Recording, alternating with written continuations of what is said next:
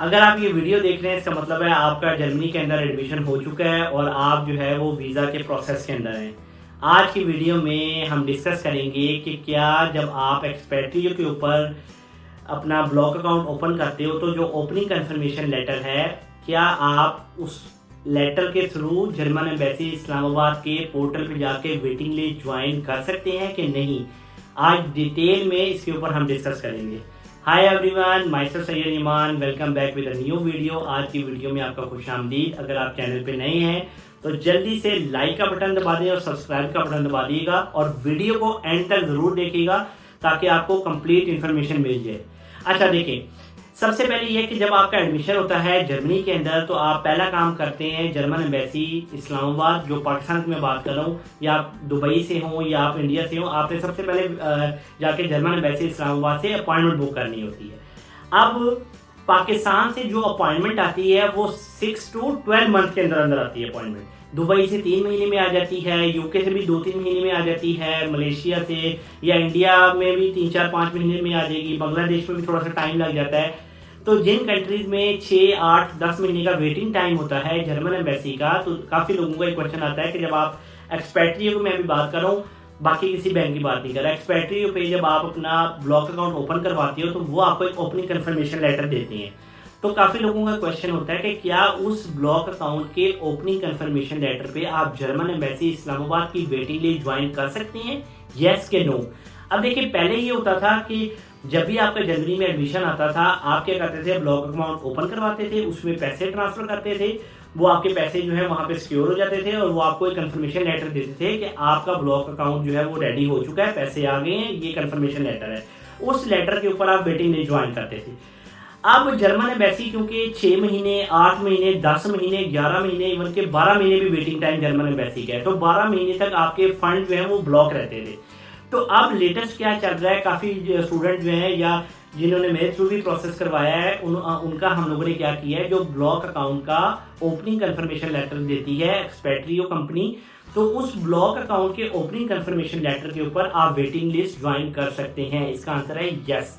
लेकिन एक और भी इसमें चीज़ बता दूं कि जब आपकी अपॉइंटमेंट करीब आने लगती है तो जर्मन एम्बेसी जो है वो आपकी इवेल्युएशन करती है आपके डॉक्यूमेंट की। तो वो 1 महीने का टाइम होता है, उस 1 महीने के अंदर आपने अपने लेटेस्ट डॉक्यूमेंट अपलोड करने होते हैं। जैसे आपका अगर एडमिशन एक्सपायर हो गया तो आपने लेट अराइवल लेटर अपलोड करना होता है, या डेफरमेंट अगर आपने लिया हुआ है वो आपने अपलोड करना होता है, या न्यू एडमिशन लेटर अगर आपको यूनिवर्सिटी ने नेक्स्ट सेमेस्टर के लिए दिया है तो वो आपने अपडेट करना होता है। तो अपने अपने लेटेस्ट डॉक्यूमेंट आपने वहां पे अपलोड करने होते हैं। तो उस 1 महीने के अंदर आपने क्या करना है, उस 1 महीने के अंदर आपने अपने पैसे उस ब्लॉक अकाउंट में जमा करवाने हैं। तो वो आपको अपनी कंफर्मेशन लेटर आ जाएगा, उसके ऊपर जो है वो आप अपने रिव्यू वाले डॉक्यूमेंट, जो लेटेस्ट डॉक्यूमेंट है वो आपने अपलोड कर देने हैं। अब इधर एक सिचुएशन ये है कि काफ़ी लोग एक्सपेट्रियो के ओपनिंग कंफर्मेशन लेटर के ऊपर जो है वो वेटिंग लिस्ट ज्वाइन कर रहे थे, लेकिन जब वो 3-4 महीने के बाद एक्सपेट्रियो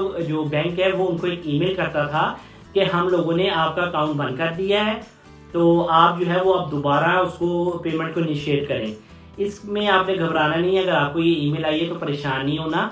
उसकी वजह ये है कि जब एक बैंक ने आपको एक IBN दिया है उसके ऊपर आपने पेमेंट ट्रांसफ़र करनी है। आपने 1 महीना, 2 महीना, 3 महीना, 4 महीने पेमेंट नहीं ट्रांसफ़र की तो वो उस बैंक का जो अकाउंट है वो अकाउंट फ्रीज कर देते हैं ताकि वो मिस यूज़ ना हो, IBN जो बैंक का होता है। तो इस वजह से फिर क्या होता है कि जब आपकी अपॉइंटमेंट आने लगती है, रीसबमिशन आप डॉक्यूमेंट की करवाते हैं, तो आप एक्सपेट्रियो के ऊपर जाके जिस तरीके से आपने अपनी पेमेंट को इनिशिएट करके ओपनिंग कंफर्मेशन लेटर लिया था, आप अगेन, ये बात सुन लें, इंपॉर्टेंट है, दोबारा से आपने क्या करना है, वो पेमेंट अपनी इनिशिएट करनी है और आपको 1 से 2 दिन में वो आपको ओपनिंग कंफर्मेशन दोबारा आएगी और उसमें नया IBN होगा।